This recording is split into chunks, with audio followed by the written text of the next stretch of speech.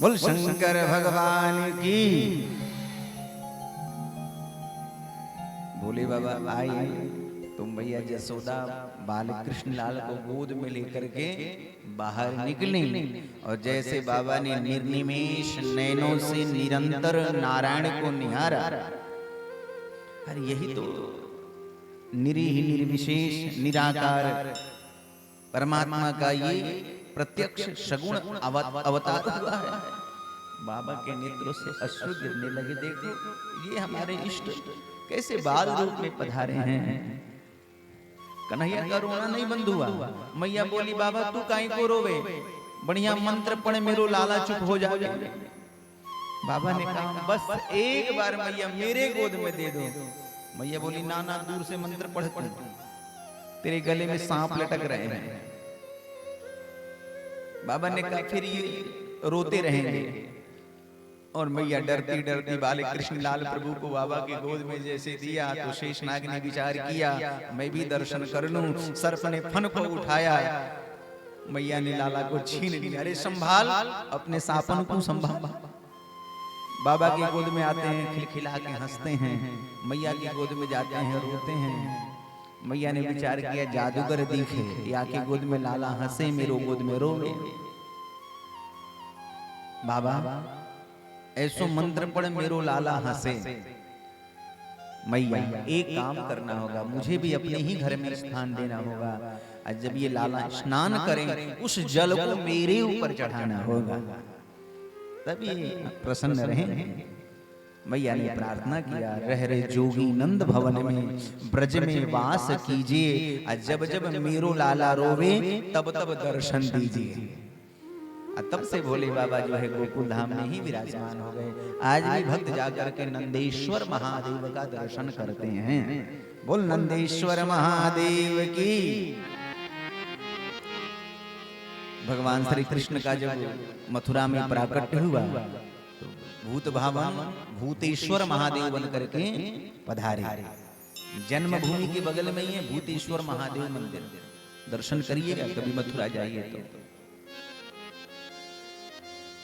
गोकुल धाम में पहुंचे तो नंदेश्वर महादेव बन करके दर्शन करने के लिए पधारे।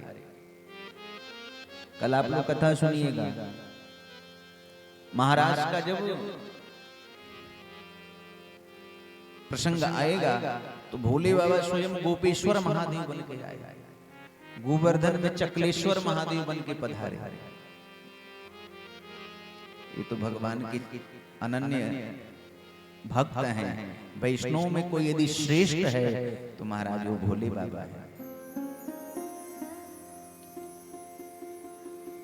एक दिन मैया यशोदा लाला को गोदी में लेके बैठी थी, दुग्ध पान करा रही थी।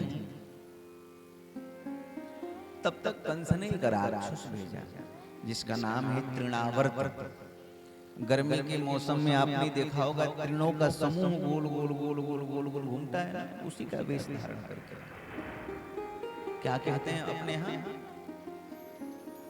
जो तृणों का धूल मिट्टी का समूह बना के गोल गोल गोल गोल गोल गर्मी के मौसम में देखने को मिलता है ना। अब मैया गोद में से उतारती तब भगवान की आगे की लीला होती। मैया क्या करने लगी, दुग्ध पान कराने के बाद उछाल उछाल करके स्वयं खिलाने लगी। प्रभु ने देखा कि मैया उछाल के खिला रही हैं, अधिक ऊपर नहीं उछाल पा रही हैं, इसलिए मामा जी ने बढ़िया वाला उड़न खटोला भेजा है। अब मैया नीचे रख देती तो इसमें बैठ के घूम आता। मैया नीचे नहीं रख रही, तब कन्हैया ने अपना वजन बढ़ाना शुरू कर दिया। इतने भारी हो गए भगवान की मैया सोचने लगी फूल सु छोरा इतनो भारी कैसे है। गरिमाणम शिशोर्बोढुम नसेहि गिरिकूटवत भूमौ निधायतं गोपी विस्मिता भार पीड़िता।